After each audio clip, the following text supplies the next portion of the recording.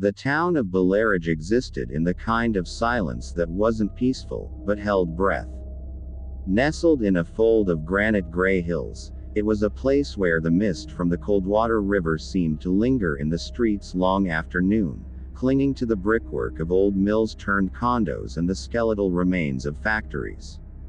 The town's heart, physically and spiritually, was St. Ignatius of the Thorn. The church was a Gothic revival anomaly, built not by the town's Protestant mill owners, but by a fervent, later wave of immigrant laborers who'd scrimped every penny.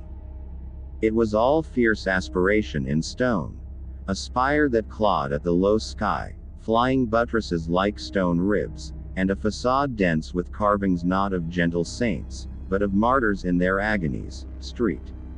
Sebastian bristling with arrows. St. Lawrence on his gridiron. St. Ignatius himself, namesake, being disemboweled by lions. The most striking feature was the great rose window above the entrance. By day, its stained glass was a tumult of crimson and gold, depicting the Sacred Heart of Jesus, not beatific, but painfully exposed, wrapped in thorns and crowned with fire. By night, with no light behind it, it was a dead, black eye. Father Malachi Thorn was, in many ways, a man built for such a place. In his late 50s, he was tall and gaunt, with a severity to his features that the flickering candlelight of the sanctuary accentuated. He hadn't asked for St. Ignatius. It was an appointment, whispered to be a kind of exile. His previous parish, in a vibrant city, had ended in a controversy shrouded in diocesan secrecy and the sudden transfer of a beloved deacon. Father Thorn carried the weight of that unsaid thing in the stoop of his shoulders and the cold fire in his gray eyes. His homilies were not about mercy, but about discipline, not about the warmth of God's love, but about the refining, painful fire of his justice. His congregation, what remained of it, was a collection of the old, the dutiful, and the quietly desperate. Eleanor Vance was among the desperate. At 72, she was a creature of meticulous habit, her world having shrunk to her tidy cottage, the grocery store, and St. Ignatius. Her grief was a fresh, raw thing.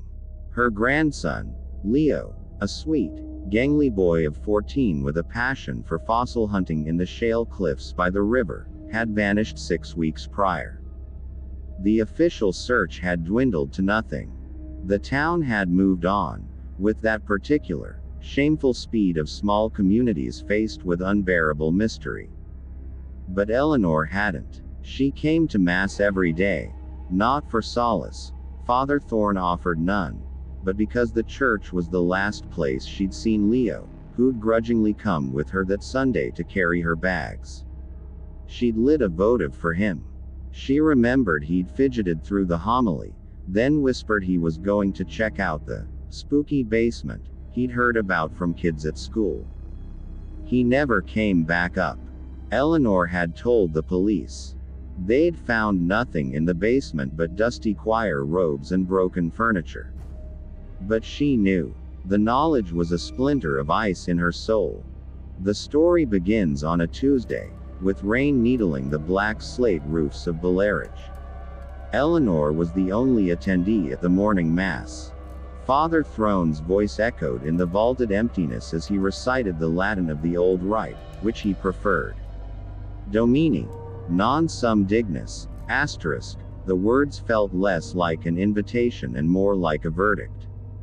As Eleanor left, her old knees aching, she paused at the statue of the Virgin.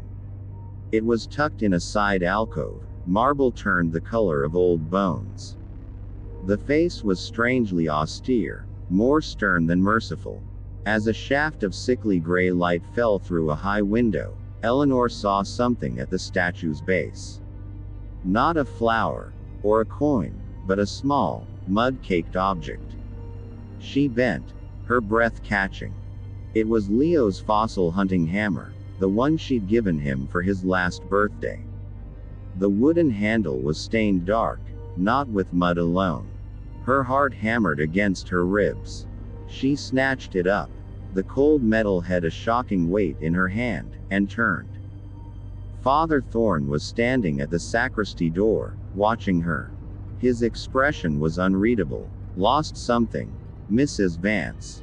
This is Leo's, she stammered, holding it out. He had it with him. Where did it come from? Thorn's eyes flickered to the hammer, then back to her face. A shadow of something, annoyance, fear, passed over his features. The cleaning volunteers must have found it. They often dredge up oddities from the corners. I'll see it's given to the police. He stepped forward, hand outstretched. But Eleanor clutched it to her chest. The instinct was visceral. No, I'll keep it. Thank you, Father. His lips thinned. As you wish. The church can be a repository for many forgotten things. It's best not to dwell on them. That night, Eleanor couldn't sleep. The hammer lay on her kitchen table.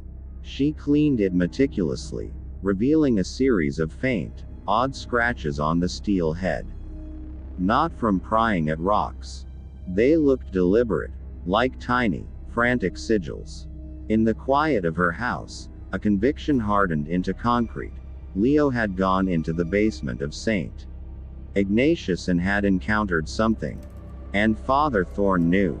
Meanwhile, in the presbytery next to the church, Father Thorn was not sleeping either. He stood at his window, watching the rain lash the black spire. In his hand was not a Bible, but a heavy, iron key, older than the church itself, passed down from pastor to pastor at St. Ignatius with a set of stern, oral warnings. The basement, he'd been told, was not just a basement.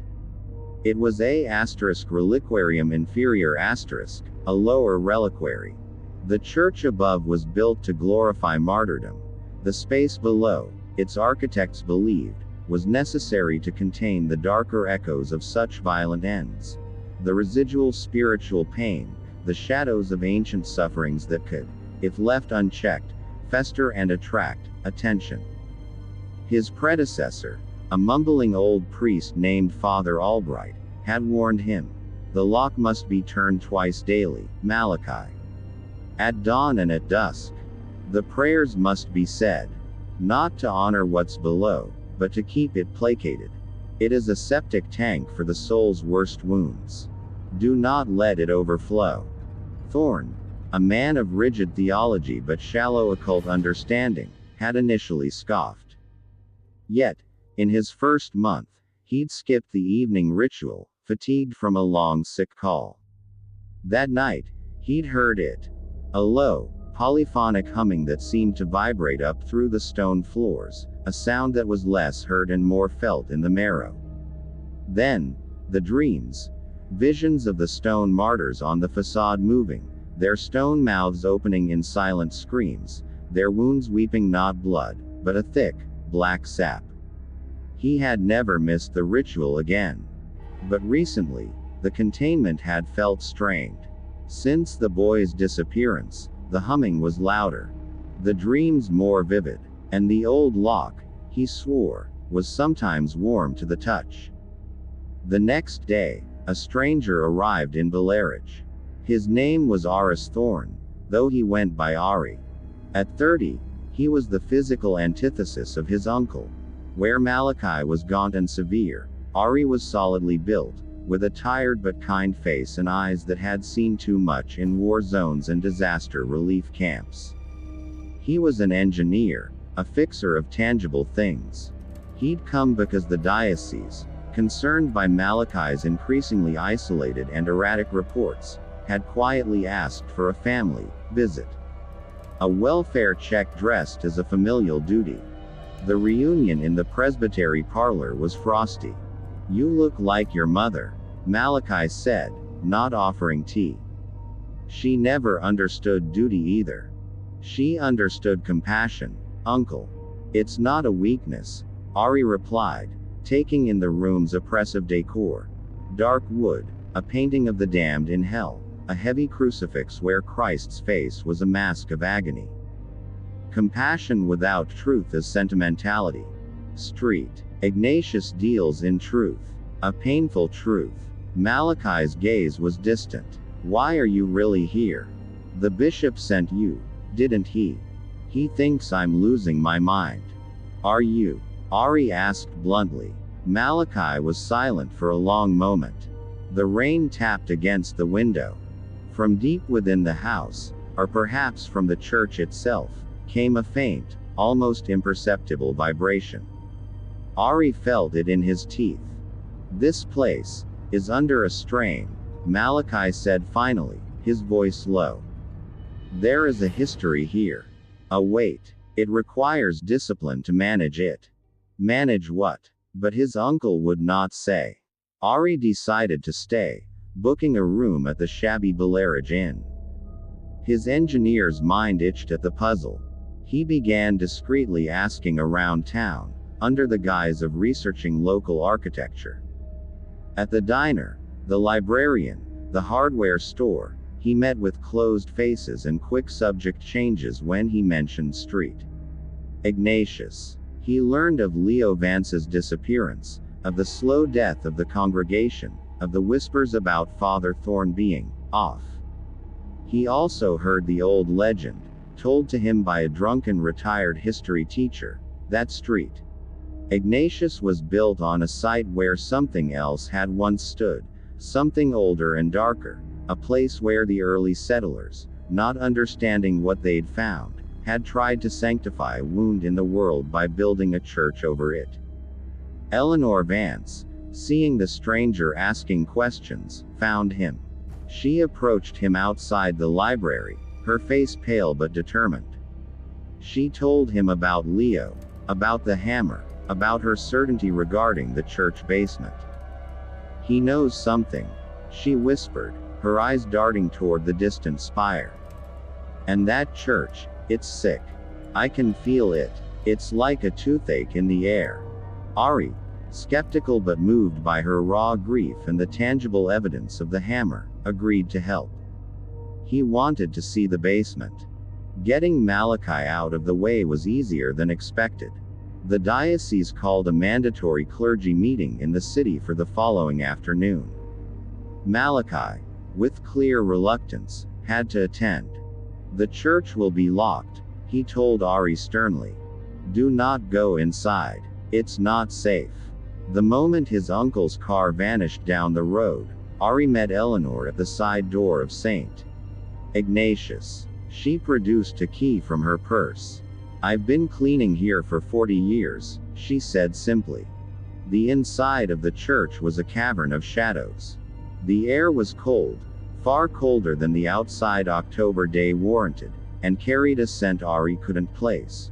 Old incense, yes, but underneath it, a mineral dampness, like a deep cave, and a faint, coppery tang. The towering columns seemed to press down on them. The dead rose window watched. Eleanor led him to a small, almost invisible door behind the choir stalls.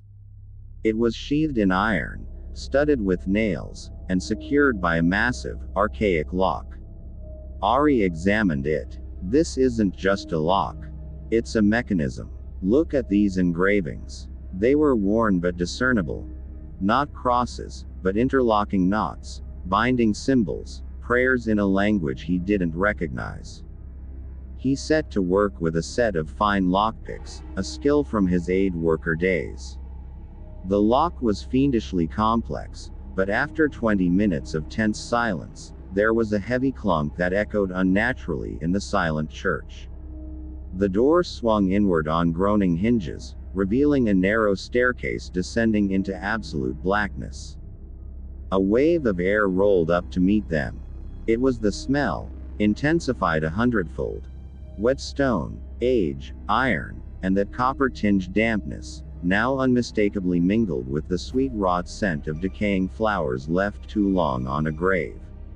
And the cold. It was a physical presence, leaching the warmth from their skin. Ari clicked on a powerful flashlight. The beam cut through the darkness, revealing steps worn concave by centuries of feet. They descended. The basement was not a single room, but a warren. The first chamber was as the police had described. Stacked chairs, moth-eaten banners, old liturgical books. But Ari's light soon found an archway leading deeper.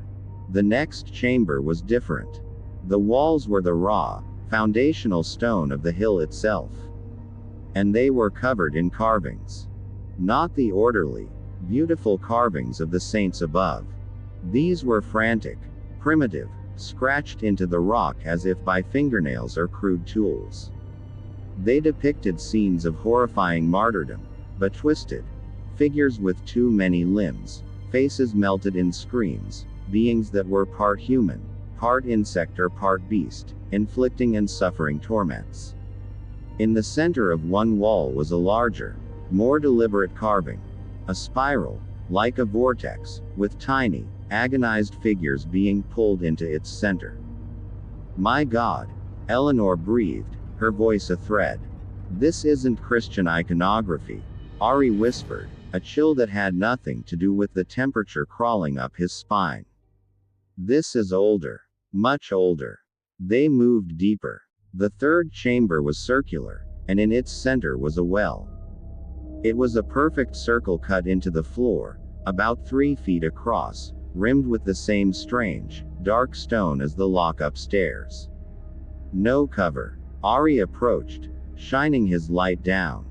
The beam disappeared into blackness. It didn't hit bottom, didn't reflect off water. It was just swallowed. He dropped a pebble from his pocket. They waited. No sound ever came back. And then, the humming began. It started so low it was more a tremor in the floor than a sound. Then it rose, a dissonant chord made of 100 miserable voices, sighs, whimpers, and shrieks woven into one seamless, awful vibration. It came from the well. The air grew thicker, harder to breathe. The beam of Ari's flashlight began to dim, as if the darkness was actively consuming it.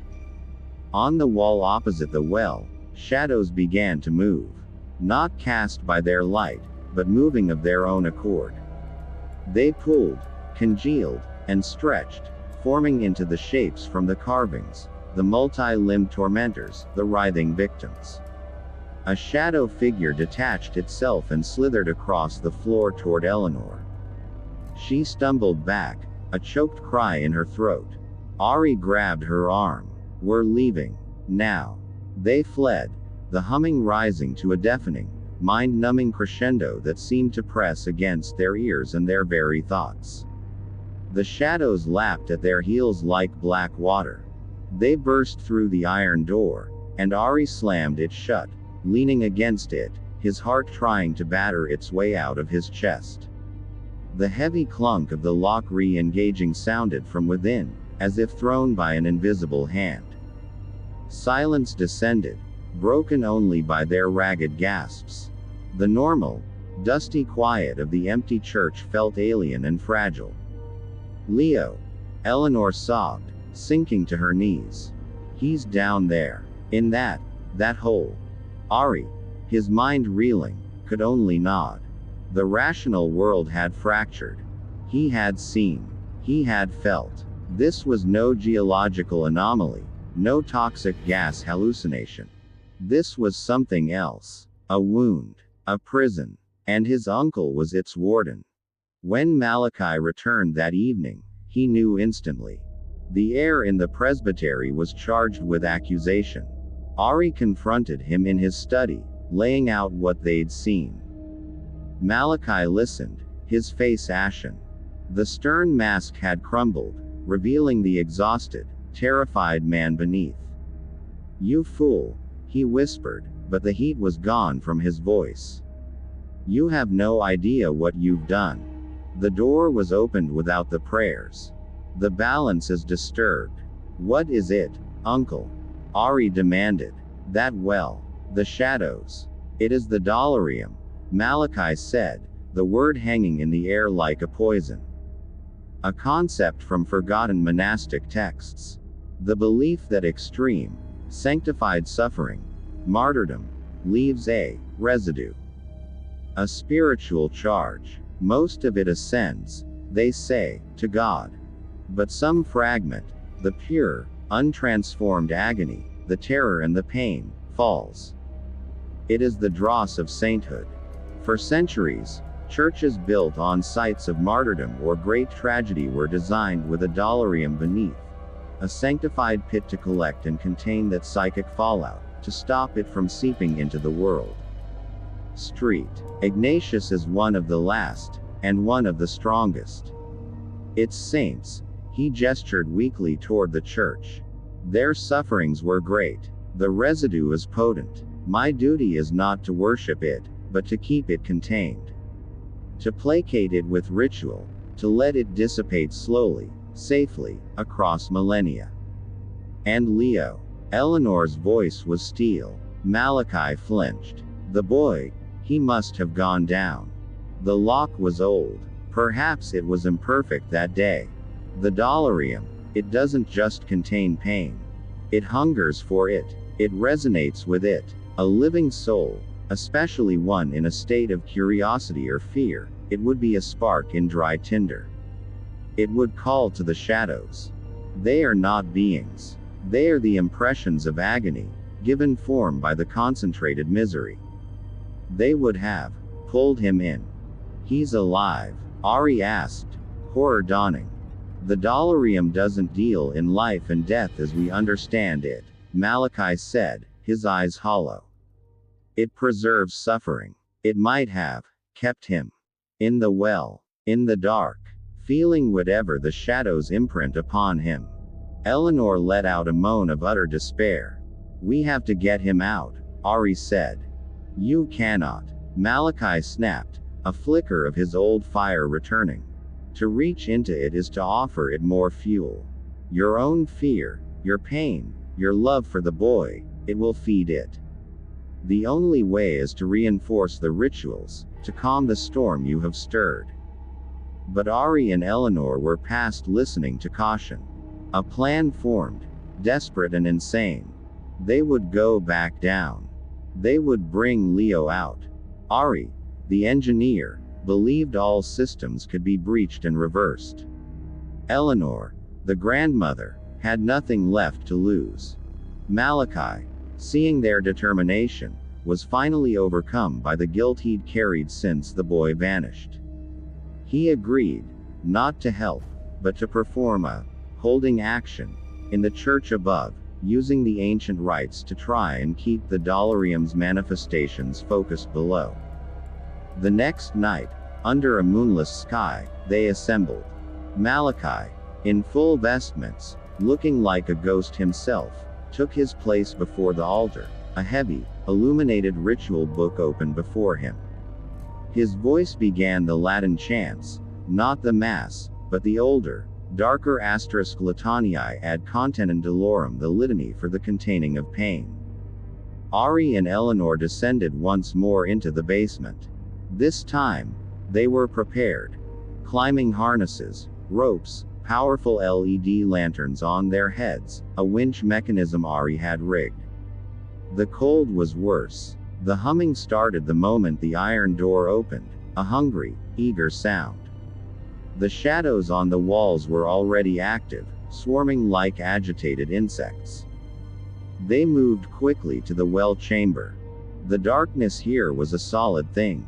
Their lantern beams cut swaths through it, but the blackness seemed to flow back instantly.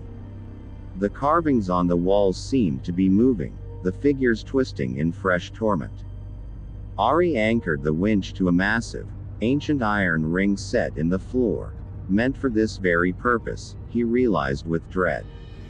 He secured the rope to his harness. I'll go down. You manage the winch. If I tug twice, pull me up.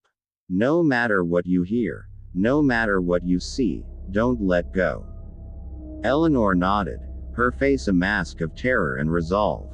Ari approached the well. The humming was now a physical force, a pressure on his eardrums and sinuses. He looked into the abyss. This close, he could see things in the blackness, Flickers of half-formed faces, flashes of bone-white limbs, the glint of something like dark, liquid eyes. The smell was overwhelming. Ozone, blood, and a cloying, floral decay. He took a deep breath and stepped over the edge. The descent was a plunge into madness. The light from his headlamp showed only the rough, weeping stone of the well shaft for the first 10 feet. Then, it opened up. He was in a vast, subterranean cavern, far larger than the church above. The walls were not stone, but a substance that seemed to shift between polished black glass and pulsating, veined flesh. They throbbed with a dull, crimson light from within. And he saw the source of the humming. The cavern was filled with figures. They were humanoid, but translucent, like smoke made from solidified grief. They were frozen in endless tableaus of the martyrdoms depicted above. A woman eternally burning, a man perpetually flayed, others crushed, dismembered, drowned. Their mouths were open in silent screams that fed the collective hum. This was the collected pain, the psychic echo. And there, in the center, hanging in a web of thicker, tar-like shadows, was Leo. The boy was pale, emaciated, his clothes in tatters. His eyes were open, staring sightlessly. The shadow tendrils pulsed where they connected to his chest, his temples, his wrists, as if feeding from him, or feeding into him. Around him orbited smaller, more malicious shadows, the tormentors, from the carvings, now acting out their roles on a living canvas. A shadow shape mimed driving a spear into his side. Another mimed crowning him with thorns. Ari's heart shattered. He rappelled down, swinging toward the center. The moment he entered the space, the humming changed pitch. The frozen figures turned their heads in unison. Thousands of empty, suffering eyes fixed on him. The shadow tormentors detached from Leo and swarmed toward Ari. Their touch was ice and fire. He felt not a physical blow, but the immediate, overwhelming impression of agony. The sear of flames, the bite of teeth, the crush of stone, the despair of abandonment. It was a psychic onslaught, threatening to overwrite his own mind with their archived suffering. He screamed, but the sound was lost in the hum. Above, Eleanor heard nothing but the escalating drone. The rope went taut, then slack, then taut again as Ari thrashed. She held on with all her strength, tears streaming down her face. Ari fought, not with his body, but with his will. He focused on Leo's face, on Eleanor's hope, on the simple, tangible fact of a boy who liked fossils. He pushed the imported pain away, a monumental effort of mind. He reached Leo. The boy's skin was cold as death. Leo! Ari shouted, his voice a tiny thing in the cavern of screams. He slashed at the tar-like shadows with a knife. They parted like thick mucus, reforming instantly. He realized he couldn't cut them. He had to break the connection. He remembered what Malachi said. It fed on pain, resonated with it. What was the opposite? Not happiness. That was too abstract here.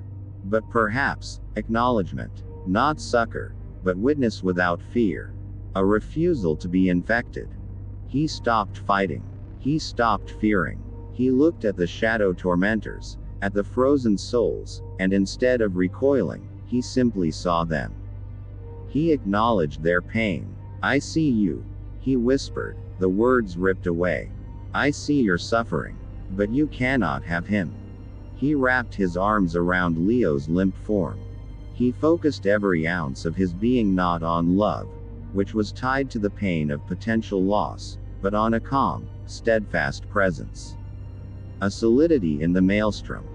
A ripple went through the dolarium. The humming stuttered. The shadow tendrils loosened their grip, just for a moment.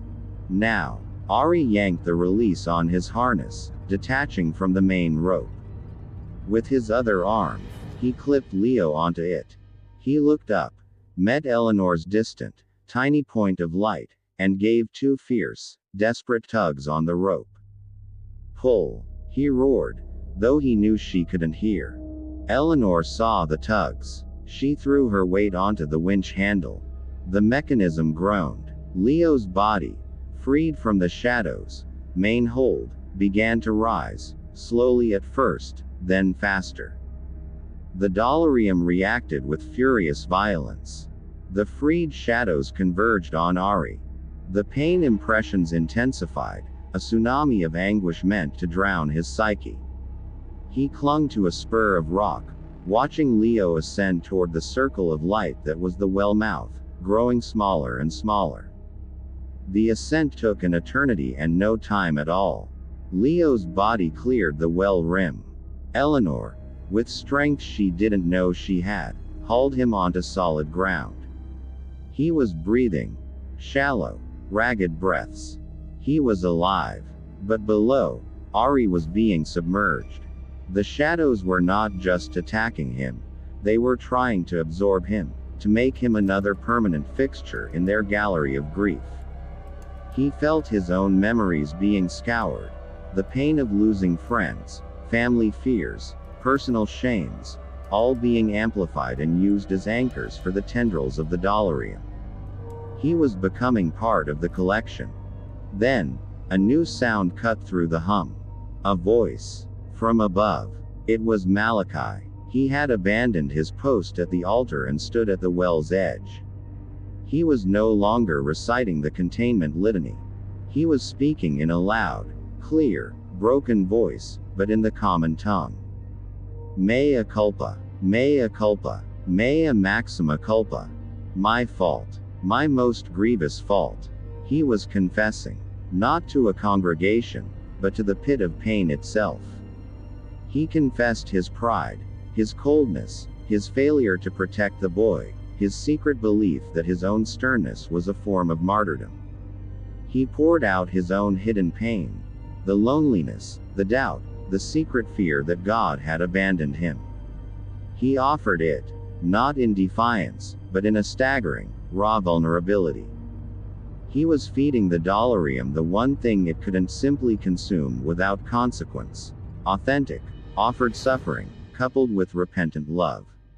It was a paradox. The Dollarium shrieked. The shadows around Ari recoiled, confused, their predatory focus divided. In that moment of confusion, Ari acted. He kicked off from the wall, grabbed the end of the rope Eleanor had frantically lowered back down, and clipped in. Now. Eleanor pulled. The winch screamed in protest. Ari shot upward, the cavern of howling shadows falling away below. Shadows lashed at his legs, leaving streaks of numbing cold, but they couldn't get a firm hold. He burst over the rim of the well, collapsing onto the cold stone. Close it, he gasped. But there was no cover. Malachi, his face streaked with tears, stepped to the edge. He held the great iron key from the door above.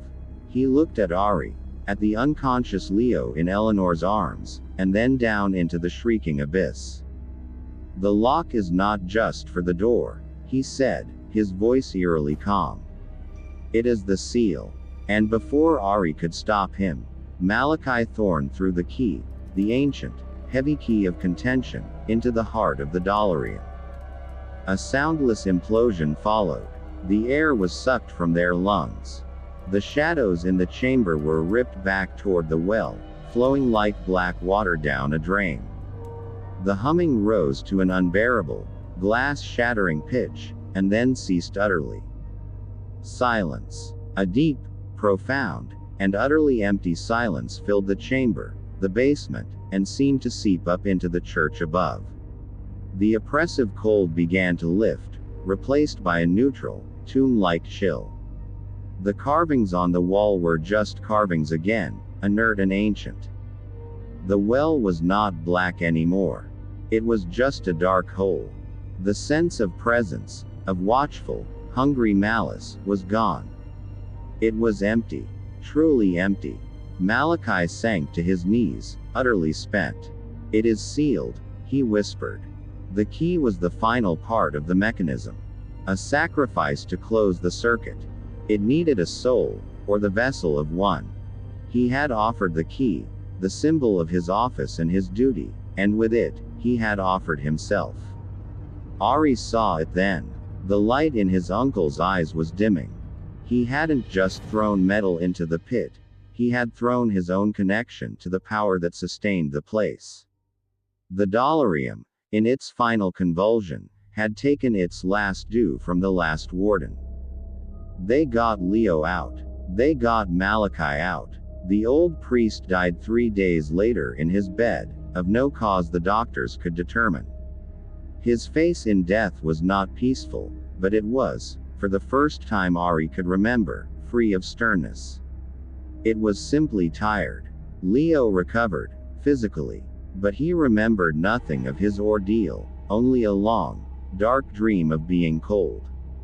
He would, however, never go near St. Ignatius again. A deep, instinctive terror would seize him if he even looked at its spire. The diocese, citing structural concerns, closed St.